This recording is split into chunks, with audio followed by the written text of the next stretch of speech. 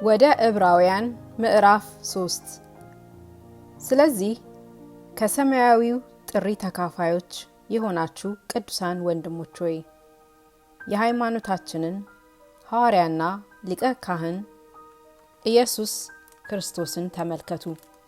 ሙሴ ደግሞ በቤቱ ሁሉ የታመነ እንደሆነ እርሱ ለሾመው የታመነ ነበረ።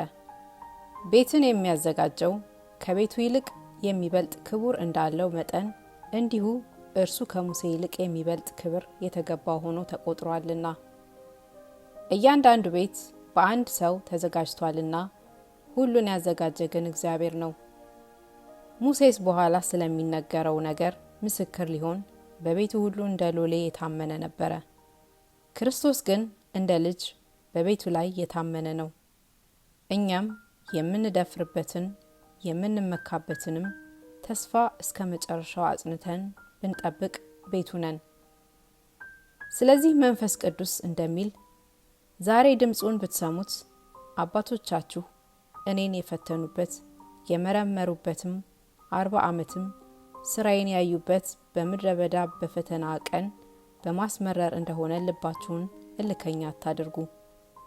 ስለዚህ ያን ትውልድ ተቆጥቼ ዘወትር በልባቸው ይስታሉ፣ መንገዴን ግን አላወቁም አልሁ። እንዲሁ ወደ እረፍቴ አይገቡም ብዬ በቁጣዬ ማልሁ።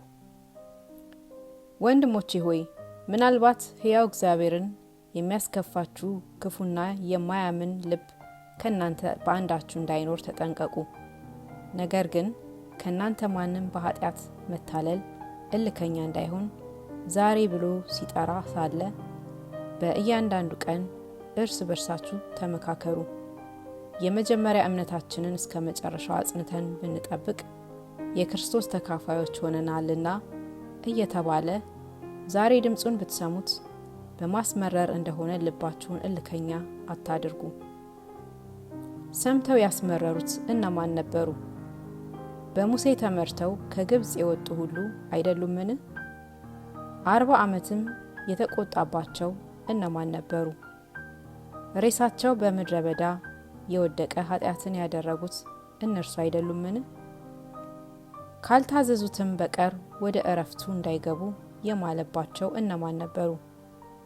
ባለማመናቸውም ጠንቅ ሊገቡ እንዳልቻላቸው እናያለን።